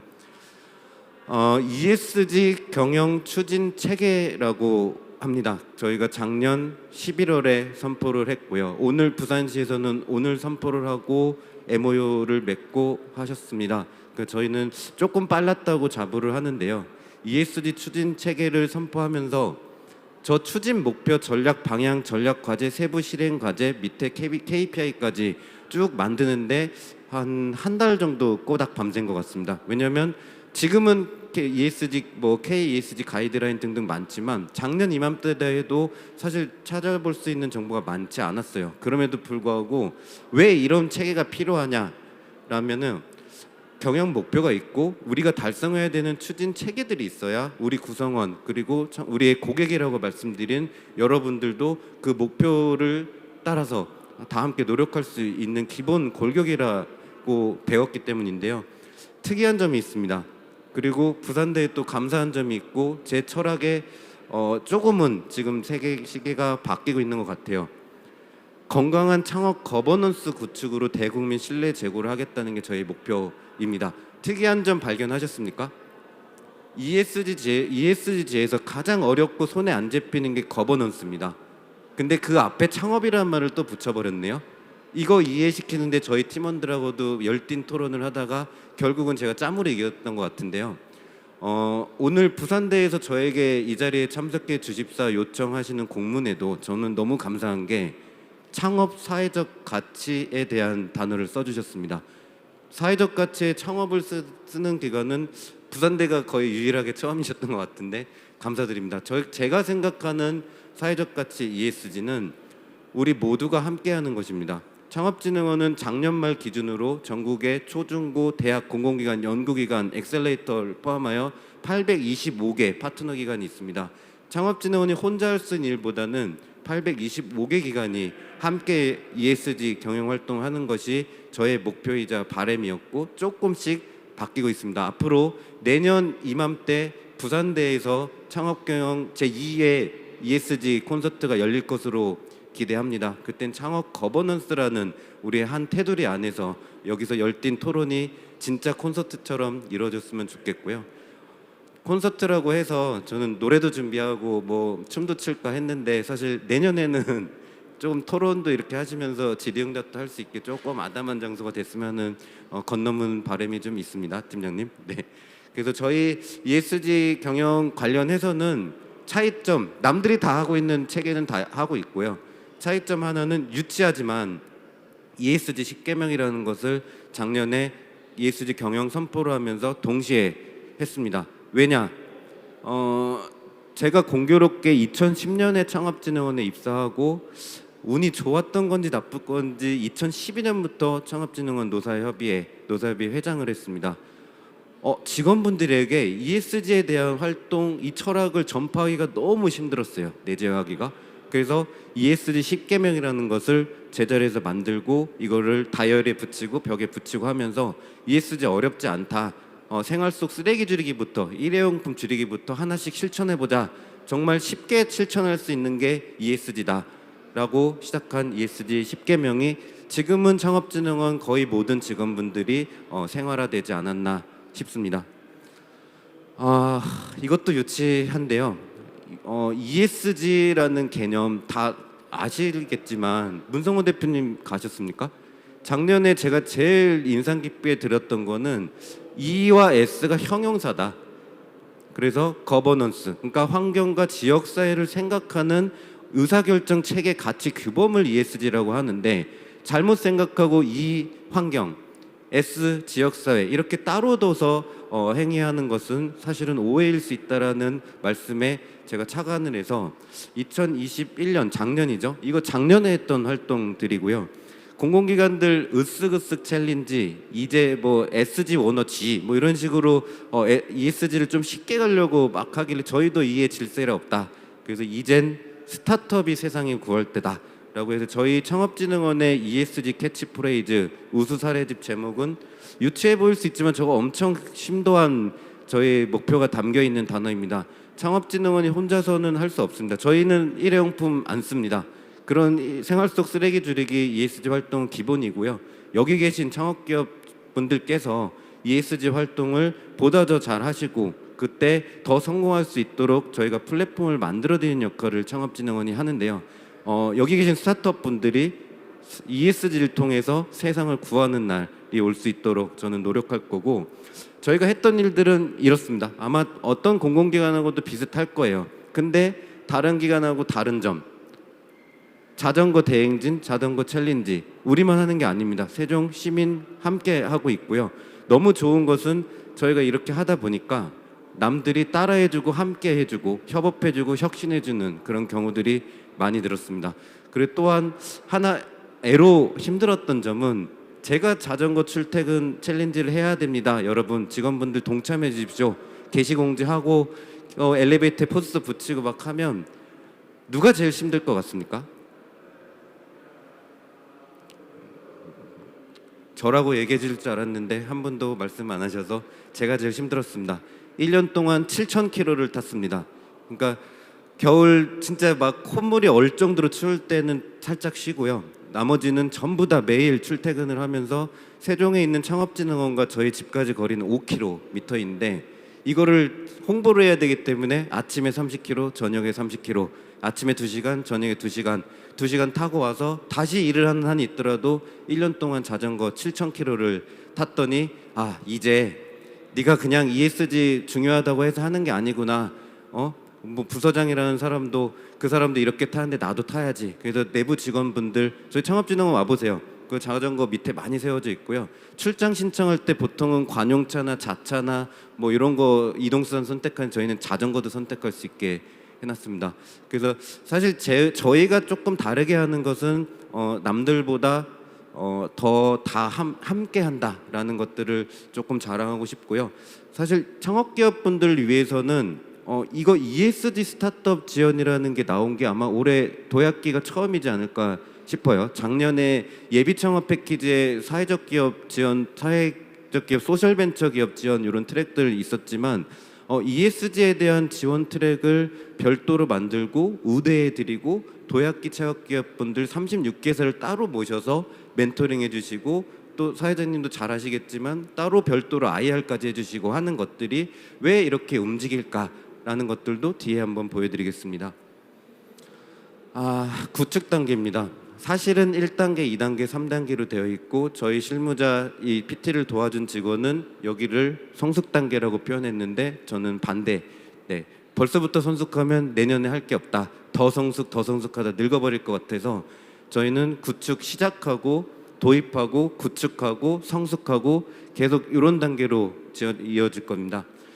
2022년 올해의 일입니다. 그러니까 건강한 창업 거버넌스 구축을 위해서 중기 로드맵을 만들었고 반드시 실천해야 될 실천 과제들을 뽑았고 그것을 내부 ESG 추진단 그리고 창업기업 ESG 스케일업 그리고 보상 체계를 붙여서 저희 창업진흥원 구성원들이 ESG 활동들을 잘하면 보상을 받을 수 있는 구조를 만들었고요. 제가 아까 담당하고 있는 우리 일은 우리 원의 KPI, 부서의 KPI의 달성도를 측정해서 부서 평가를 한다고 했죠. 제가 경영 목표에 ESG 경영이 들어갔다고 했습니다.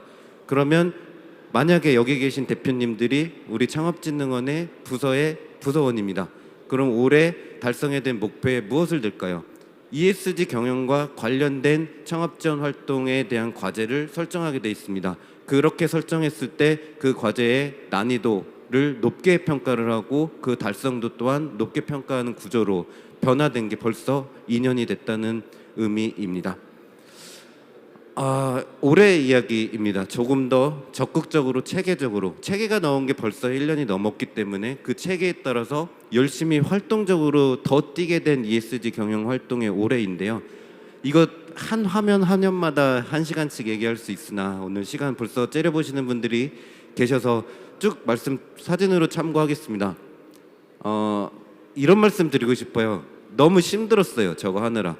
네.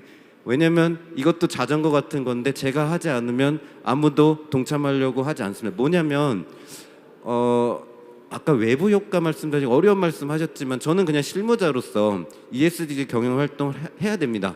그래서 평가도 받아야 됩니다. 근데 동참하게 하기 위해서는 솔선수범이 최고인데요. 수해복구 활동, 안정띠 만들기 캠페인, 뭐 전통시장, 뭐 헌혈 벌써 10번을 했더라고요. 창업진흥원 와서.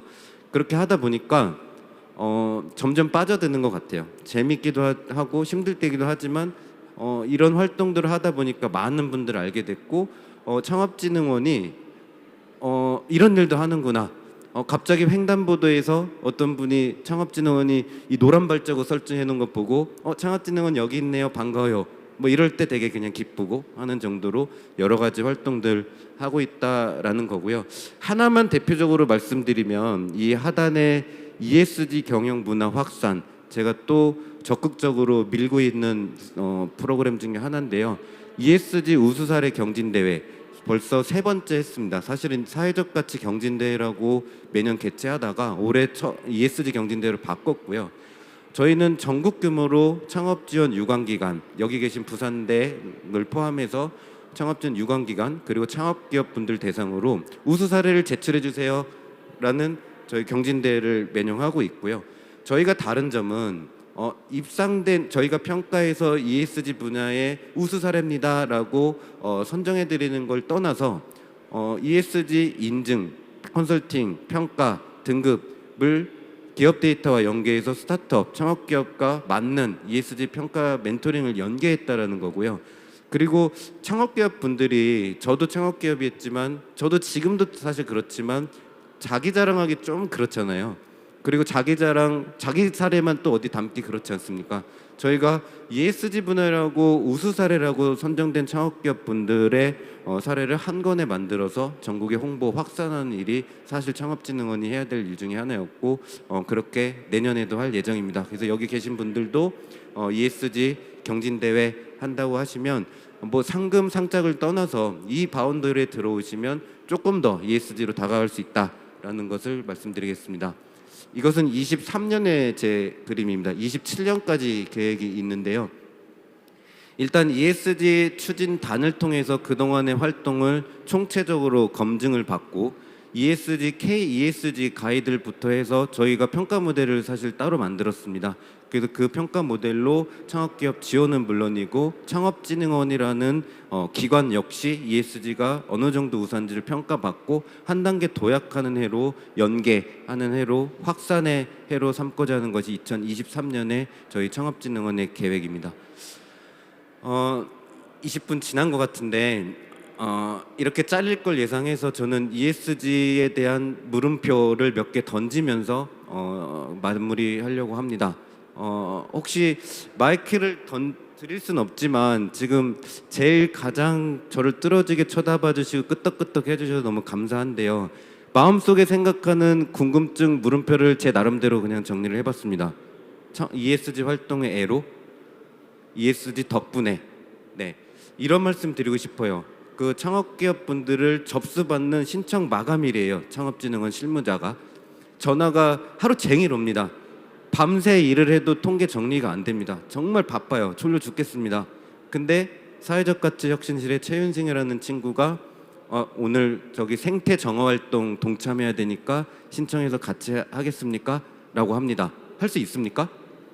그러면 저만 나가서 합니다. 네, 저희 실원들 다 데리고 나가서 합니다. 8명. 실장님 왜 맨날 저희만 공헌 활동해요? 이거 아무도 알아주지 않는데요. 그랬던 게 사실 3년 전이었던 것 같아요. 네, 지금은 ESG가 되게 중요하다고 제가 얘기 안 해도 정부에서 유튜브에서 엄청나게 얘기 나옵니다. ESG 활동 자활기업 분들하고 같이 해서 세차 공헌 활동 할래? 지금 게시판에 올립니다. 1분 만에 신청 접수가 끝나요. 저희도 200명 다 같이 갈 수는 없잖아요. 지금은 ESG 활동 덕분에 제가 그냥 하던 일 계속하고 있었으나 참 그래도 좋은 일 한다. 네가 먼저 이렇게 나서서 하네 해서 사실 시대가 바뀌어줌으로써 사실은 바뀐 건 아니죠. ESG 개념은 원래 있었던 거고 ESG 덕분에 참 좋은 분들, 좋은 경험들 많이 하고 있는 것 같습니다. 이런 궁금증 또 계실 거예요. 사실은 비재무적인 사기업, 민간기업의 평가를 투자자의 입장에서 보는 ESG 관점이 왜 공공기관에서도 이렇게 중요할까라고 생각하실 텐데 앞서 보여드린 슬라이드에서 조금 답을 저도 찾고 있는 과정인 것 같습니다. 공공기관도 할 수 있습니다. 저희도 해야 되고요. 내부적으로는 사실 진짜 작게 보면 저도 1년 하루에 커피 손님들 오시고 뭐 하시고 하시면 한 3잔은 먹는 것 같은데 창업진흥원의 직원만 250명이고요. 그 창업진흥원 와보신 분 계시겠지만 한 층이 다 멘토링 공간 회의실입니다. 매일 평가가 있고 멘토링이 있습니다. 하루에 못해도 1000개 정도는 일회용품 커피에 쓰고 있었던 것 같아요. 자전거 타다가 우연히 창고에 있는 데를 돌아서 와 보니까 산더미같이 쌓여있더라고요. 아, 이러면 안 되겠다.